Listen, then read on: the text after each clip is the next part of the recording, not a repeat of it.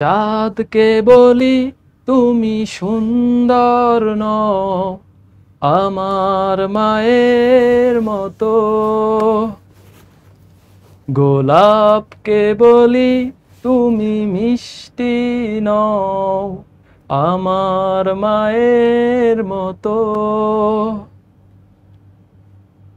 মা যে আমার সবার সেরা, অনন্তকাল অবিরত,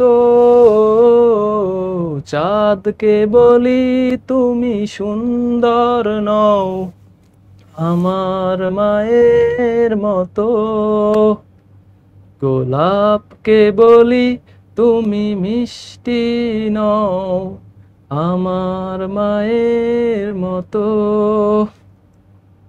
ঠিক আছে, ডেডিকেটেড টু অল প্যারেন্টস, যারা হচ্ছে আমার আব্বা আম্মারা, যারা মানে আমাদের বাবা মা যারা হচ্ছে ক্লাস করে বা যারা হচ্ছে আলটিমেটলি আমাদের সাথে মাঝে মাঝে যোগ দেয়।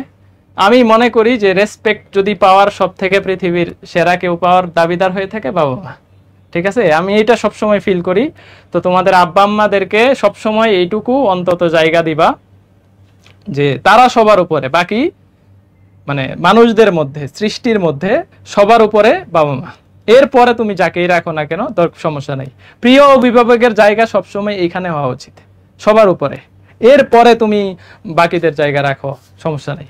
বাবা মার মতো হচ্ছে আলটিমেটলি আপন আসলে কেউই না। এই জায়গাটা বুঝতে পারলে আমার মনে হয় তুমি কখনোই তোমার টাইম, তোমার হচ্ছে লাইফ হেলাফেলা করে কাটাবা না, আমার মনে হয় না আসলে।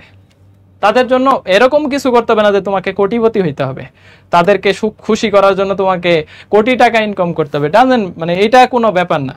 তুমি 5 টাকা ইনকাম করে তাদেরকে 2 টাকা দাও, 3 টাকা নিজের জন্য খরচ করো, তাও তারা খুশি। তাদেরকে কোনো কিছু না দাও, তাও আশা করে না।